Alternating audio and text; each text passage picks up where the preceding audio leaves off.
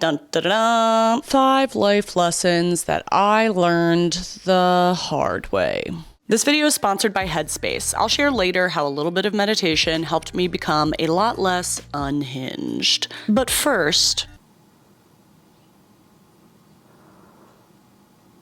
Okay, I feel like I learned some of the toughest life lessons when I was in my 20s. And the first life lessons I painfully learned was about why life feels so hard in your 20s, why it does.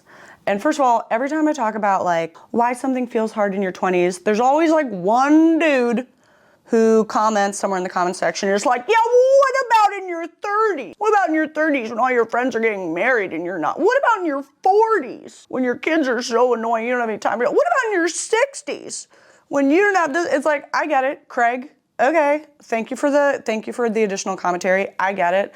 There's difficulty in every life stage. I never said that there wasn't, but a lot of people in their 20s watch this channel. Keep your comments to yourself, Craig. One of the first things I learned, you know how everything just feels like horrible in your 20s and it feels like you're doing it all so wrong and you're such a failure like the whole time? It's just because you ain't got no data yet, dude. It's just because you don't have any data yet. You're encountering all these like adult hardships for the first time that look very different from childhood hardships or college hardships. You're encountering maybe for the first time like not having a good community around you. Yes, Craig, also in your 40s, also in your 50s, also in your 80s that can happen. But it's the first time probably in your 20s or your first major heartbreak. I feel like that happens for most people in their 20s. And it's that feeling of like, oh my God, no one has ever felt this way. I'm going to die. My heart is going to stop. Or maybe my brain is just broken forever now because I can only think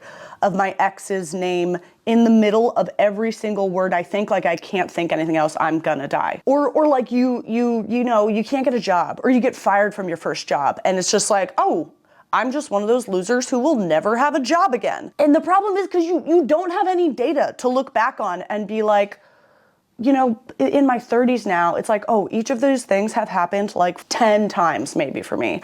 And each time you're filled with existential dread and you feel like the only person who's going through it and you feel like the only loser who has to suffer this and something must be wrong with you and it's never gonna change. And then it changes. And then it changes. And then you feel it again and it happens again. And then you kind of get through it. And like each time, just like hitting that a bunch of times is, I feel like, the key to surviving those moments. In your 20s, you don't have any data to look back on yet. You feel like you're just like some freak, some like loser who like, why would this be happening to you? Everybody else is so functional. No, they're not, Craig. You know, I feel like there's a lot of hype given to gratitude journals. I think one of the best things I learned is to keep like, I want to start a trend of keeping a misery journal or like an existential dread journal of just like every single moment when you're like, oh, for sure my life is going to end now. Oh, for sure this is the end of me. Oh, for sure I'm never going to get another job. Oh, for sure I'm never going to feel okay walking around the day. Oh, for sure I'm never gonna find love or have friends or feel at home or feel like I belong ever again. And then stuff passes, you know? I think this is a trend I want to start, keeping a misery journal. I actually feel like it's like more important or maybe equally important to a gratitude journal. But that's the key to life to me, is just like remembering, we were talking about this on my podcast, but just like remembering the pain you went through, and not just the pain you went through, but what you thought that pain meant. This breakup, so painful. And I think it means I will never be lovable, I'll always be alone. That means I won't survive and I'll never find anyone again and I'll never be loved again. And it means that I've actually never been lovable and blah, blah, blah, blah, blah. And then once you go through it, you're like, oh, it didn't really mean any of those things. And all these things you think it means, that's where you think you derive the pain from when you're young. And then it turns out it like doesn't mean that much at all. And it's just stuff everybody goes through. I think the only way you can really screw yourself over is by like not trying to learn from those moments. I think those are the people who like, you know, end up not being able to make some changes. But feeling alone or feeling hopeless or feeling abandoned, it's like they're so human, those experiences. They're so relatable.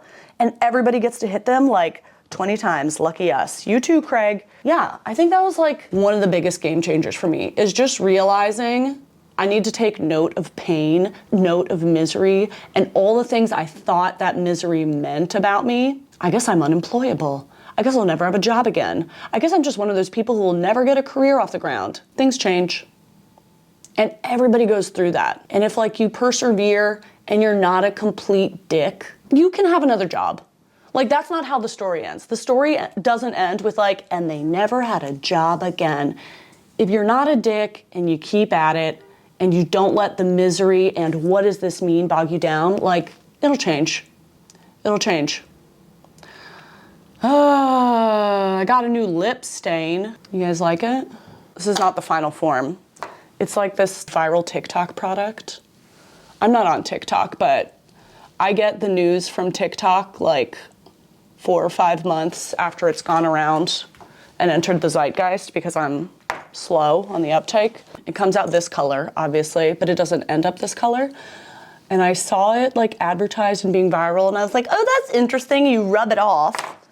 But I also was like, I like a lip stain personally because I'm never in control of what my mouth is doing. Like I can't put a lipstick on and expect it to stay there. And so I'm always wearing lip stains for the most part because they just stay on. And this one I was like interested in, but I was like, oh, it's probably just a gimmick. It's just like a gimmicky application. Oh, it goes on one color and it comes out a different color. And then over Christmas, my sister had it and I tried it and it stayed on so much longer than my other lip stains. I feel like I've left it on too long now. I don't know if it'll come off. Shoot. I think I need to like get this wet to rub it off. Hold on. Okay, let's see. Ooh. Look at that color. Look at that. Oh, look at that. Come on, dude. Is it all off? I can't tell. And I tested it to compare it to my usual lip stains and it stayed on all day. It stayed on all day. Y'all. That's a good color. I think it does a lot for my eyes. What color is this? In the color First Kiss. But I'll tell you what, you can have a lot more than a first kiss in this. I've been kissing a lot of stuff and it doesn't come off. Look at that. Nothing. I like that. I'll link that. I really like it. I'm impressed. I thought it was just a gimmick. It's not. Hey, y'all. Welcome back to Cozy Chores. This is a series on my channel where we do our chores together. A little bit of body doubling, if you will. Speaking of body doubling, people keep asking me if I have ADHD. The chores I'm doing today is I need to put my Christmas decorations away, obviously. I feel like it's like not that weird. I'm filming this on January 10th. I feel like it's not that weird for them to be out still, but they are depressing me. Look at these cute stockings. I got these stockings this year, one for me, one for Justin, because I like to buy little tiny gifts that aren't like a full, you know, can stand on its own gift. So this is hand knitted, ethically made. I call this my nipple stocking. That's mine. Justin picked out this one. I think it's very cute. I think he said he wants to remove the tassel, which is fine by me. This was his second choice stocking. He had a different one at first, but they weren't really cohesive. So I was like, keep looking. That's a great pick, but keep looking. Let's see what else you find. Yes, I do have ADHD. I think I only have a little bit. I actually got tested. I kind of feel like who cares? I think my ADHD is a boon to me. I did get tested because I got tested for like learning disabilities or learning challenges this year. So I also thought I was dyslexic, but it turns out I'm just dumb and I have ADHD. Okay, but what am I doing? We gotta put these away. We're gonna do cozy chores together and we're gonna talk about the topic that I feel like talking about, which is life lessons I learned the hard way.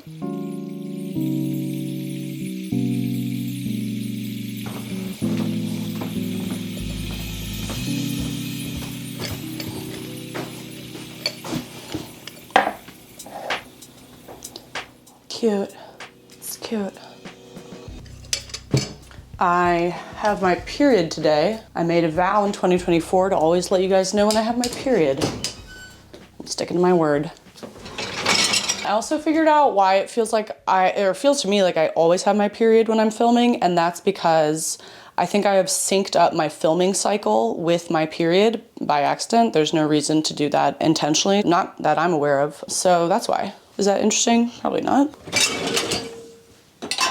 Okay, can I say something that's maybe gross to people? Also, I I started wearing, you know those underwear for periods? The underwear contains a pad and you just wear the underwear instead of a tampon or a pad, and it absorbs your blood. Craig is really tweaking out listening to this right now. I love them. I remember when a friend, like years ago they came out, right? I think they're like 𝗙𝗡s, the 𝗙𝗡s underwear. Years ago they came out, and I remember my friend talking to me about them, and I was like, oh, that's so gross. How do you do that? La la la la. And then for whatever reason, I tried it recently, and I'm obsessed with them. I'm obsessed with them. It feels cleaner than wearing a pad. It doesn't feel like you're like in a wet diaper or something. And I kind of hate the feeling of like putting tampons and like foreign materials like in my body. It doesn't feel good to me, I realized. And I don't having to switch it out all the time. Like I wear one period underwear, maybe two, maybe I change once in the day. I just feel like more at ease. I don't have to worry about it. I'm not bleeding through anything. I don't have to like remember when to change things or bring tampons with me or bring pads with me. To me, it feels less like I'm wearing a diaper than when I wear a pad. A pad feels more like a diaper. Anyway, I know all the Craigs among my viewers are maybe not enjoying this before if they've never had a relationship with an adult woman, but these are important female topics, so I'm talking about them.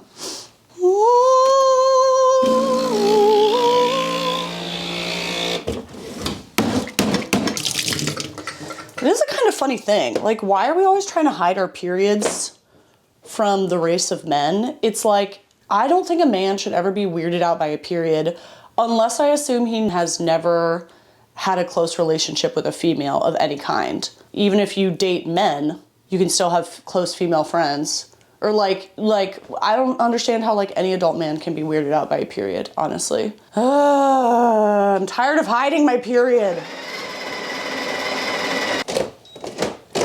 You know, like how when you're in middle school and you have your period and you're like not allowed to tell anybody. What if it upsets them? What if it upsets them that you have a normal working human body? I know you have your period, but we don't want anyone else to be upset about that. It's so annoying to me. Everyone can know I have my period. I'm not embarrassed by having my period. This is so annoying to talk about.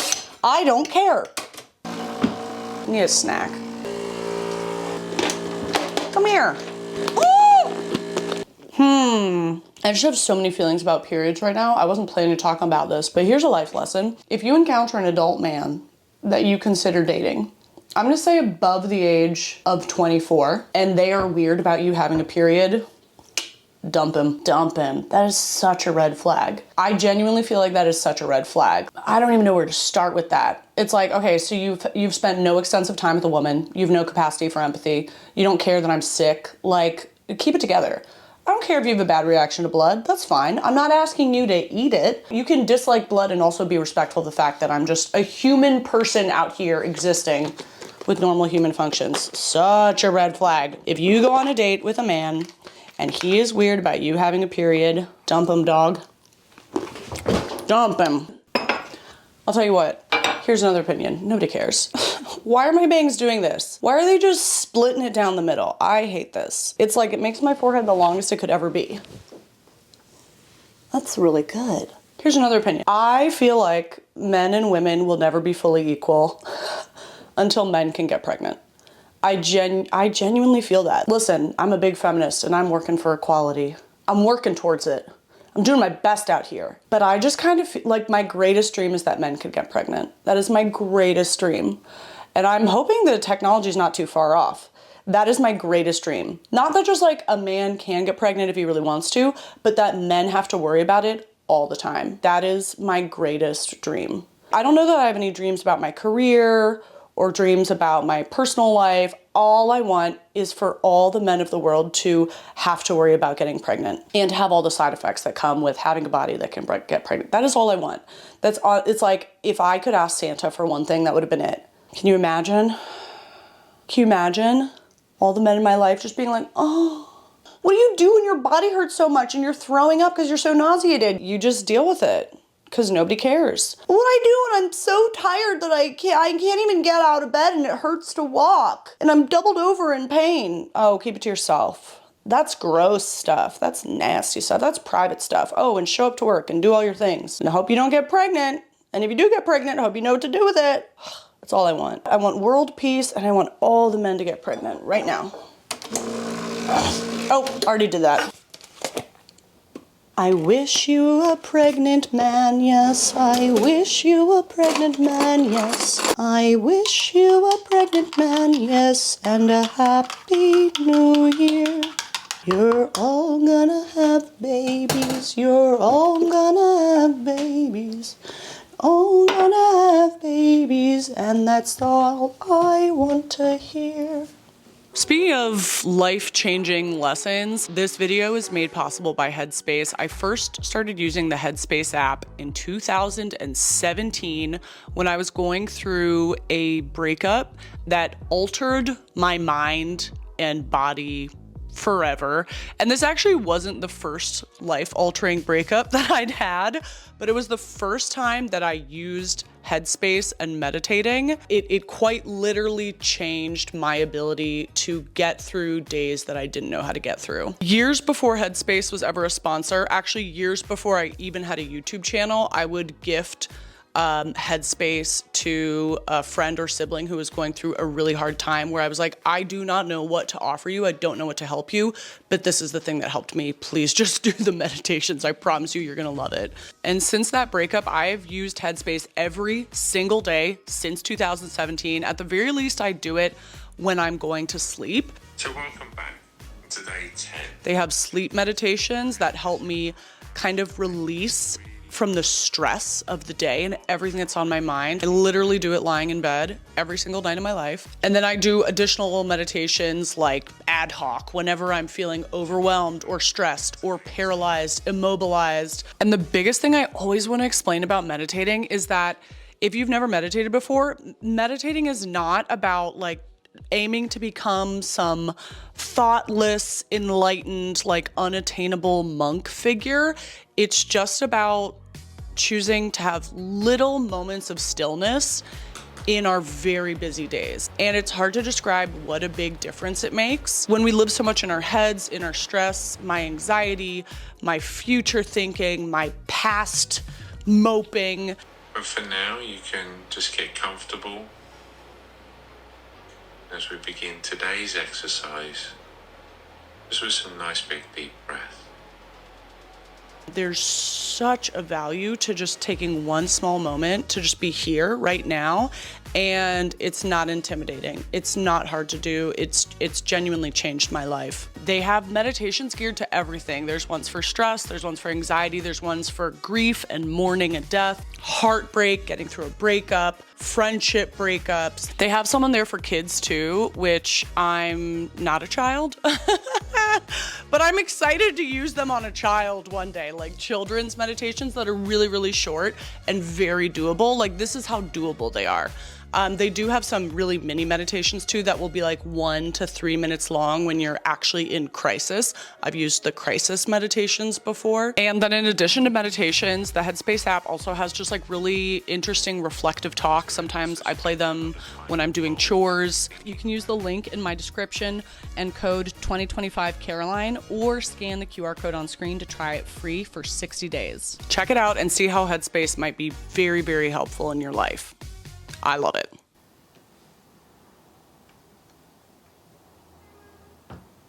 I don't think I ever showed these wreaths I put up here when I did my Christmas decorating, but I really like them. Come with me. These are not real wreaths, they're Fakos. I think I just got a box of like 6 or 8 of them on Amazon. They were pretty cheap, but I actually really like them. I didn't know if I would like the fake look, like if it would bother me too much. But I thought they were really sweet having them up there in my bedroom, just like a little touch in the bedroom.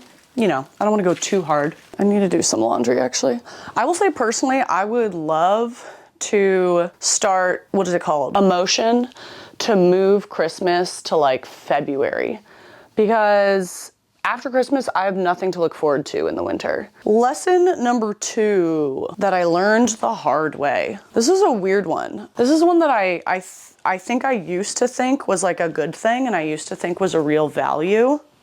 And now I don't feel like it's morally bad, but I feel like it only ever causes trouble. I think there's gonna be some debate about this one, but I believe in it, which is that acting as a liaison, passing messages between two parties, even with the best intentions, even like to help everybody is almost always a bad idea. Almost always. I won't say 100% of the time, but like my rule now is if somebody asks you to act as a liaison or somebody asks you to pass along a message, hesitate greatly before saying yes. Like default to no, and then if you really think the situation might warrant it, still you need to hesitate. Acting like a liaison between two parties, even with the best intentions, even trying to help everybody out, it almost only causes more trouble. Let me explain. If you disagree with me, put your example that was good in the comments. Now listen, I will say this. I am a middle child and I am a pretty good communicator. And I'm also probably the only person in my family that for the most part, everyone is on good terms with at one point. And so people are always asking me to pass messages through. Like my mom's like, you talk to your sibling about this, they won't listen to me. Or your dad's like, you tell them this, or you need to call your sister and tell her that, or you need to, or my siblings will do it too. And it's not like a bad thing to ask. I get it. I feel like I do that. I have the same impulse. I don't think it's a bad impulse. It's always good intentions. And I did this for like 30 years. And I've realized that maybe every once in a while it helps, but for the most part, it just creates confusion. Or even if the message is sent correctly, it like brings me into a problem that other people, they're not making like healthy and mature emotional choices to own their own situation. I'm like hard pressed to think of a lot of scenarios now where it feels healthy to be a liaison between two parties, even if you think it's trying to help them out. I feel like it just drags me into the issue, but it doesn't usually solve the issue. I often end up resenting one or multiple parties because this is extra stress on me, and then I can bring my own tension or resentment into it, or I start like interpreting what I think the other person wants to say with their best intentions, but I get it wrong. Or like soon people are trying to pass along what they think people's feelings are. I don't know. I just really strongly feel like, first of all, whose socks are these? These are mine. If somebody asks you to act as a liaison, to pass a message, strongly hesitate. Say you could be helpful in this situation. It's not impossible. There's definitely some situations where being a liaison is helpful. Some extreme situations where the two parties talking directly is not even an option, sure. But I feel like most of the situations where this happens, it is possible for the two parties to talk directly. It is possible, and somebody is being emotionally immature or communicatively immature, or people are not willing to say difficult or vulnerable things. And so they say, you do it, you do it. And now instead of two people in conflict, we've got three people in conflict, even though I don't mean to be in conflict. I'm here because I think I'm solving the conflict. It just kind of expands the conflict. I am very hesitant now to act as a liaison between people. I just haven't seen it resolve in a good way that often, or even if it does resolve in a positive way, at the end of it, I'm kind of drained and resentful because I took on all these additional problems for people who wouldn't, and then I'm kind of pissed. And then it damages our relationship a little bit, or just damages me a little bit. I don't know how this is coming off talking about this on the internet, but like, I'm a pretty good communicator, and I'm also a very family-oriented person. I think that's how I ended up in this position, is like, I will do like pretty much anything for my family members especially. And this applies to friends as well. The liaison thing happens with friends, it happens with work, it happens with, you know, so many different situations, but I think it's the hardest with family because I will like do anything for my family. And it has been hard for me to accept and realize that like the liaison position isn't often helping the family. Yeah. I don't know if that sounds vague or like hard to follow or you disagree, but if you really strongly disagree, I would just take a moment and pause and think about like, what are the costs of you being a liaison? Sometimes there's a lot of benefits, but sometimes there are a lot of costs, like your own temperature rising, your resentment building, your own frustration. And that's not free. That's a cost. That's a cost that's gonna be taken out on you, or it's gonna be taken out on your very loved ones. And most of the time, I think it just doesn't help. If you relate, put your support in the comments because I need it. I need it. I only have one sock. Well, where's the other sock? I'm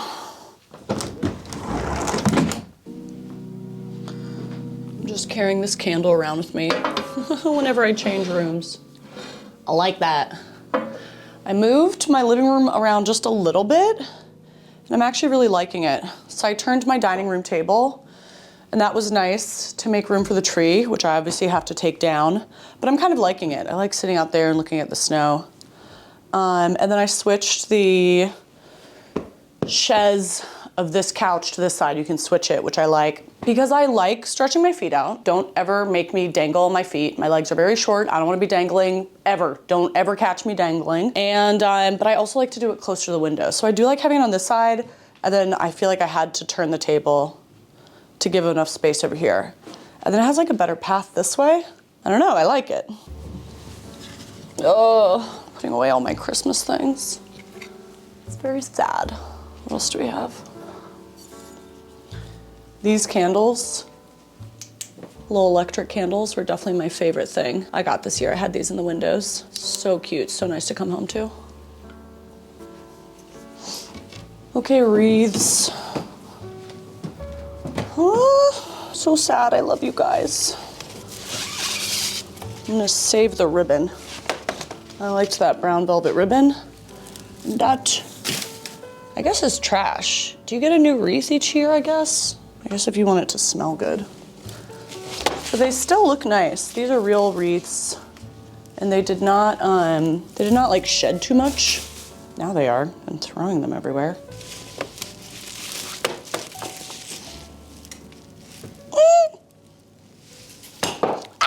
I had a lot of stuff on here for a while, and now I'm kind of liking having just the vase.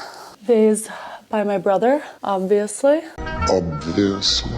Beautiful. I'll link them. Although they keep selling out, and then he's also pausing on production because we're trying to work on perfecting the design so that it holds enough water and blah, blah, blah, blah. So there's a chance it's sold out right now, but it'll be coming back. All right, last thing I need to do is undecorate the tree, which we are gonna do, but we need to run one chore first before we do that, and that's because of this guy. This was one of my favorite Christmas gifts this year. This is this new vlogging camera I got. Look at this. Oh my God. Oh my God, this is a tiny little view. I literally wanted to get this vlogging camera because I hate filming in public. And I felt like this tech just seemed way more suited to filming in public. It comes with a little tripod, it's more discreet, it's like not as obnoxious to be seen filming in public. And then it also has all these really cool features, and I want to use the features when we undecorate the tree. Let me just show you this. This is so fun to me. I am so obsessed with this. Okay, so we got a little tripod. So I can set it up right here, and then it connects to my phone. So I can also see what I'm filming on my phone, and I can walk around. And then this is the craziest part. Okay, so I'm on camera now, and I can focus it on my face. Hello? And it will track me as I move around. Look at this. It will follow me as I move around. Are you kidding me? All the kinds of movements I'm gonna do. You didn't even know the kind of movements I've been wanting to do, and I haven't been able to do. Oh my God, what? How cool is that? I'm so excited. But the problem is, I don't have a memory card for this camera. It's a super tiny memory card. So we need to go to the store and get a memory card so that I can use it and I can dance around the tree as we film undoing the tree. I'm so excited. All right, we gotta get dressed though. I can't go out looking like a slug. And then we're gonna talk about one of the most important life lessons I learned the hard way. Eat tights.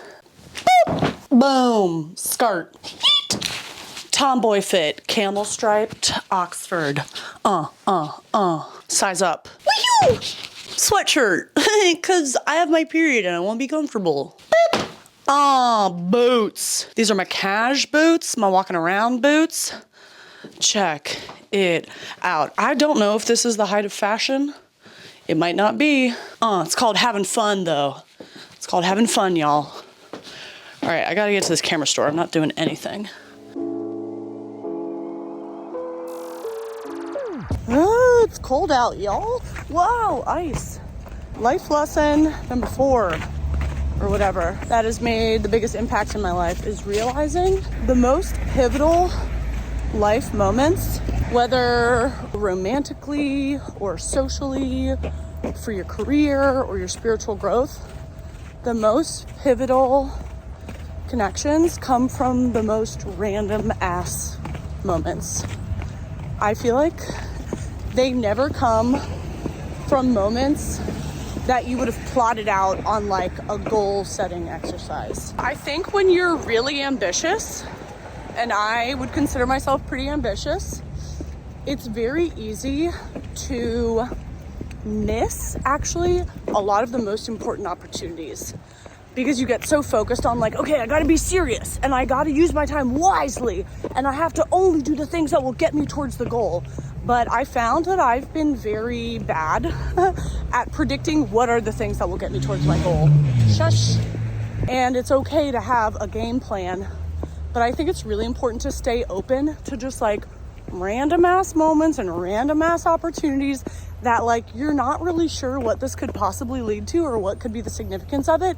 But if you have an energy about it and you're like, I don't know, I feel like I should just show up, or like, I don't know, I got this invitation and I don't really need anything from these people, I'm not really interested, but like there's something intriguing about it, just do it and you'll be amazed. For example, professionally, I had this old friend from like elementary school reach out a couple years ago and ask me to be a guest on her podcast. And I wasn't like particularly interested in podcasting. Like there's no benefit for it to me. It's not going to get me exposure. It's not going to help my YouTube. Like, I don't know, but it's just like, it was just like a really nice person, an old friend, and could be fun, whatever. I don't know if it's the most like career constructive thing. And then we had such a great time together. We ended up deciding to start a podcast together. I would not have predicted that.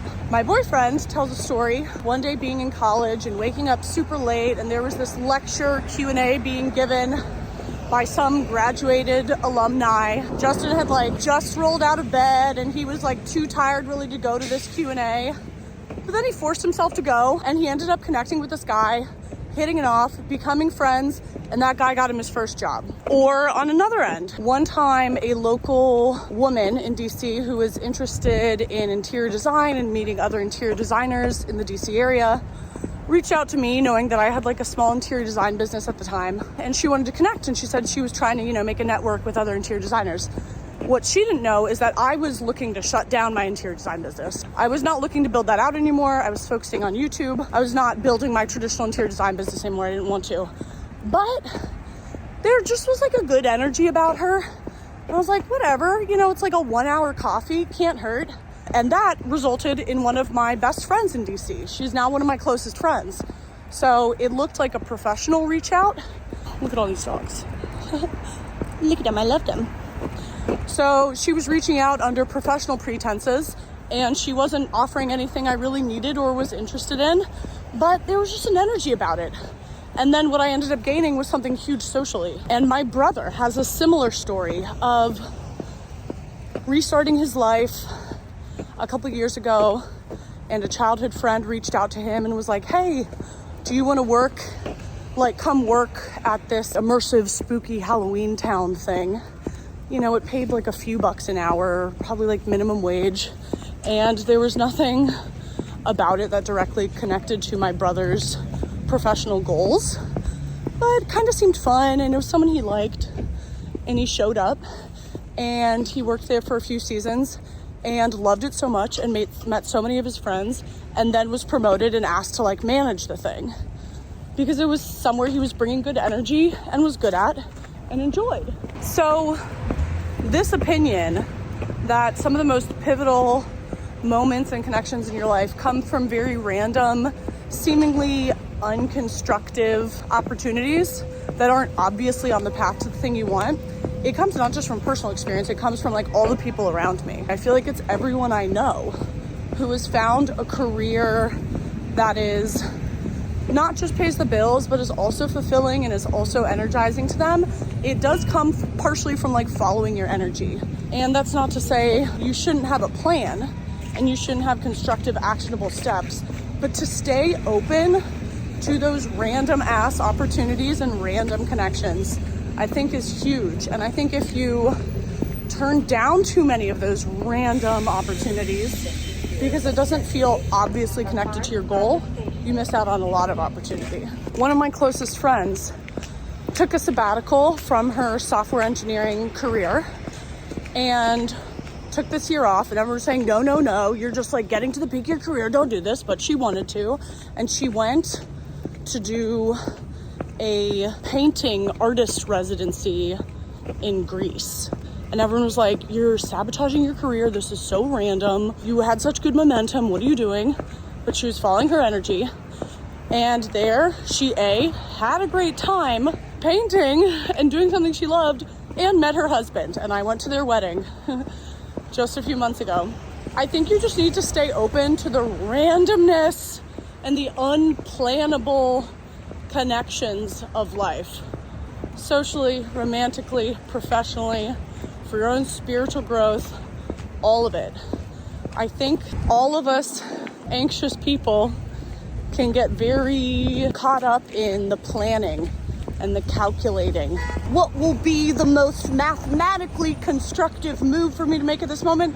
And that's good, but you also just gotta follow your energy sometimes. And I'm not particularly woo-woo like that, but I do think there is something to noticing when an invitation or an opportunity, it's just like, I don't know, seems interesting to you. I don't know what that'll lead to. I have no idea what that could possibly lead to, but it just kind of seems interesting. Worst case scenario, you get to go spend your day or afternoon doing something that seemed interesting to you. That's the worst case scenario. And maybe you meet your lifelong partner, or you get a next job opportunity, or you find a career you love. Worst case, you spend some time in your life doing something that felt interesting. That's a pretty good life. I'm wearing this scarf, if you recognize from my thrifting video. Got it from my mom, but she told me she didn't want any more scarves. So it's mine.